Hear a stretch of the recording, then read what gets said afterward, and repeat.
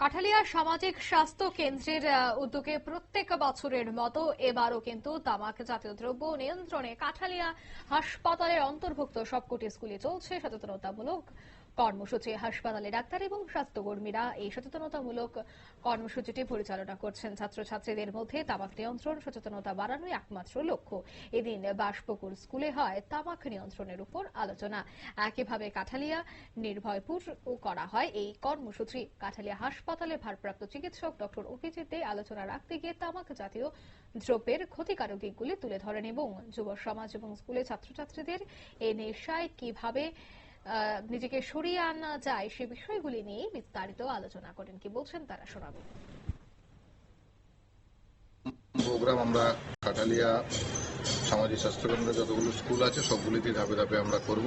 এই প্রোগ্রামের শেষে আমরা প্রত্যেকটা স্কুলকে আমরা তামাক মুক্ত অঞ্চল হিসেবে ঘোষণা করেছি এবং আমার সঙ্গে উপস্থিত ছিলেন আমার স্বাস্থ্যকর্মী সহযোগীরা, আমাদের সিএইচও ম্যাডামরা এবং বাসপুকুর সামাজিক স্বাস্থ্য কেন্দ্রের বাকি স্বাস্থ্যকর্মীরাও এখানটায় উপস্থিত ছিলেন। সবাইকেও আমার তরফ থেকে অনেক অনেক ধন্যবাদ।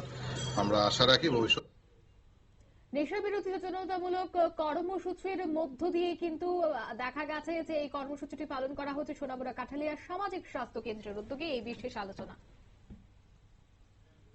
এই মুহূর্তের সংবাদ এ পর্যন্ত। আমাদের পরবর্তী নিউজ এবং আপডেট দেখার জন্য অবশ্যই চোখ রাখবেন শুধুমাত্র নিউজ ভ্যানগার্ডের পর্দায়। ধন্যবাদ।